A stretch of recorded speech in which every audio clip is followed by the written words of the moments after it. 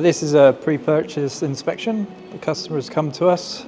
He's obviously been to see the car that's up for sale, and he's booked it in. We'll do a full inspection on it, compression check, safety function check, and a full report on body condition.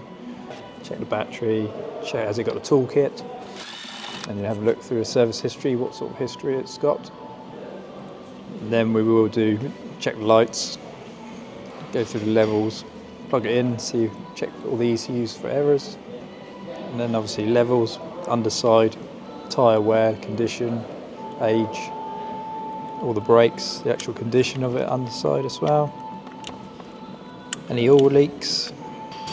So yeah, it's a thorough inspection really. So even if it's something really minor, we put it on the list, and it's up to the customer just so they've got an informed picture of what we've seen underneath and that, because obviously you can't see the cars underneath when you go to look at it in the showroom.